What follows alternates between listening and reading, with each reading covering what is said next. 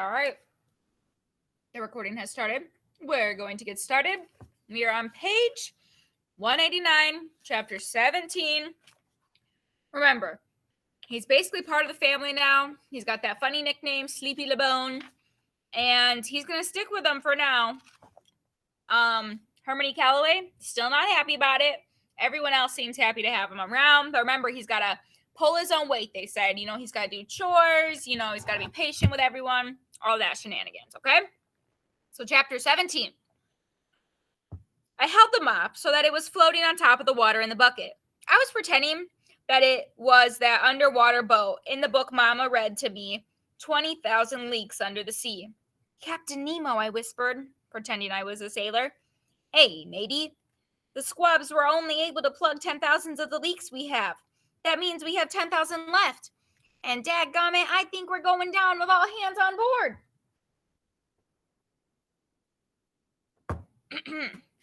I looked up to make sure no one was watching me too close. The dusky devastators of the Depression were still putting their instruments on the stage, waiting for Miss Thomas and Mr. Jimmy and Hermione Calloway. I whispered, Heavenly Father, all is lost. Then they made the mop sink to the bottom, drowning Captain Nemo, Matey, and all the poor squabs. They went down with a bunch of bubbles and soap suds and dirt. I know Hermione Calloway was trying to work me like a dog, but he was doing a real bad job at it. I'd already wiped all the tables and chairs down in the log cabin. Now I was going back to clear mop the floor for a second time. It was a piece of cake. The bucket even had this thing on top of it that you could use to wring out the mop. And Hermione Calloway didn't even know how much fun I was having. Making somebody work hard isn't as easy as it looks. Some folks are good at it and some folks aren't. So he's having to do all this cleaning, but he's like, I'm having a great time. Like, this doesn't bother me. Remember, he's from situations where he probably had to do a lot of chores and cleaning and stuff in the home and stuff. So he's like, yeah, whatever. So I can keep cleaning. No big deal. Some folks can look at you and tell if you're even thinking about slacking off. They'll add some work to you faster than you can say Jackie Robinson. Some folks will find an excuse to strap you even if you're working as hard as you ever did in your life. I stuck the mop head in the wringer. I pretended it was somebody at a washing machine not paying attention to what he was doing and getting his whole body pulled through and wrunged out. I let the handle up to see what was left of the poor soul, but before I could check, someone yelled out, 1, 2, 1, 2, 3. I looked up. The thug was busting his sticks across the round gold metal thing next to the drum and making it sound like soft rain was commencing to fall on someone's tin roof. So the round gold thing next to a drum set would be like the cymbal thing, It's like the metal thing you hit on a drum set, But anyways, Bud doesn't know what it's called. Is it called a cymbal? Or maybe I don't know what it's called. Anyways, it's that thing. I'm sure you guys know what I'm talking about. Only instead it sounded like rain splashing anytime it wanted to. The thug had it sounding like it was coming down in a steady bouncing way. Then Dirty Deed started making the piano sound like it was kind of a drum. For a second it fell right in with the rain pats that the thug was making. And then it took off and made you think of what Niagara Falls must sound like. It sounded like big bright drops of water splashing up and over and up. The drops would fall loud and clear as anything. Then, before you knew it, they were right back into the thug's steady, bouncy beat. Steady Eddie started snapping his fingers real soft, in time with the piano and the drum, his toothpick jumping right along with his fingers. He put his axe in his mouth and blew, but instead of the horn making music, it seemed like Steady Eddie made it talk. He blew one long, loud, rumbly sound.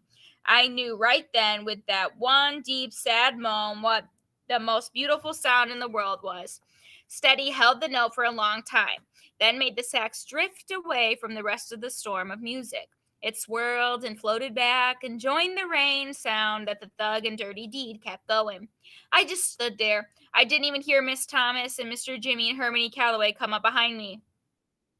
Miss Thomas rubbed her hand across my head and said, Bud, you've done a great job. This place is sparkling. I said, thank you, ma'am. But it seemed like talking was wrong what with all this wonderful sounds were coming from the people on the stage. Jimmy said, LeBone, looking good, son. Hermione Calloway grunted, and the three of them walked up on the stage. Mr. Jimmy picked up his horn and joined in the storm. Miss Thomas sat on a stool, closed her eyes, and ducked her head up and down, up and down. Hermione Calloway stood next to his giant fiddle and started bobbing his head too. He put one of his hands near the top of the fiddle and began pulling at the strings with his other hand. Every time he patted the strings, it seemed like something wide and heavy was walking by slow and easy, or it seemed like he was thunder, soft and far away, but getting closer all the time. All the instruments blended up together, and just like the smell in the library, you couldn't even tell which one was your favorite. First you'd say it was Mr. Jimmy on the trumpet, then Doo Doo Bug's trombone would make you think it was the best. Then Dirty Deed would make the piano sound like water hitting big rocks, and there wasn't anything that sounded that good. Until Steady Eddie would make the saxophone sing and talk and dance around everyone else, and you'd swear that was the only sound you'd ever want to hear again. All the while, Hermione Calloway and the thug kept everything moving by making the drums and the giant fiddle pound out the soft, steady beat, like someone's heart turned up way loud. 202, Hannah. All right, so clearly Bud is really enjoying hearing all this music. He's just describing it like he's never heard a band like this in person, right here. So he's just really enjoying the music. You'd have a real hard time trying to figure out which instrument was your favorite until Miss Thomas opened her mouth. While the rest of the band was being the storm, she was the sun bursting through thick gray clouds. With the first thing she sang, you had to wonder why this band was called Hermione Calloway and the Dusky Devastators of the Depression, or Hermione Calloway and the Number Knights. It should be called Miss Thomas and the Dusty Devastators of the Depression and Mean Old Guy on the Giant Fiddle.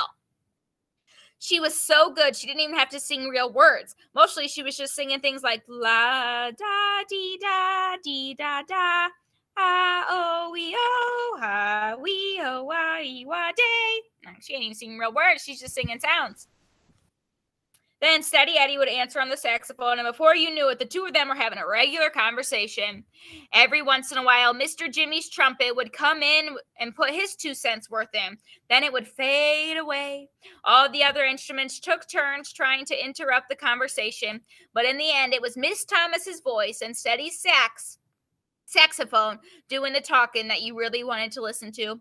Finally, Miss Thomas did a bunch more doo-dee, doo-dee, doo-dee, bars, and Steady answered. Then, just when you thought you could understand this language they were talking, Miss Thomas broke out in American, she sang. We haven't met since then, but it's nice to see you again, she said. Nice to see you again. And the storm was over.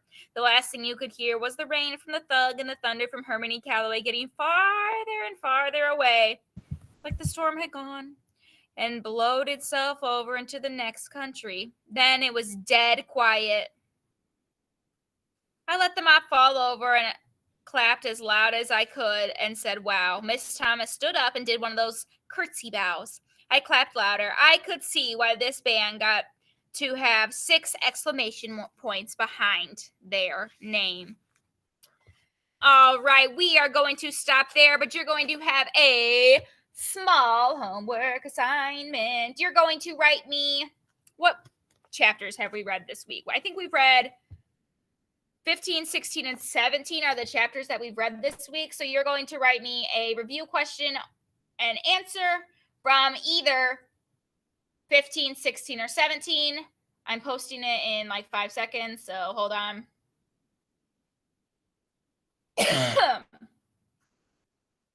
From 15, 16, or 17. So just like before, you're going to write me one question with one answer. Be sure you tell me what chapter it's from. And make sure you use capital letters and punctuation and all that shenanigans. It shall be posted in 1 second, and it is due before reading RTI class tomorrow.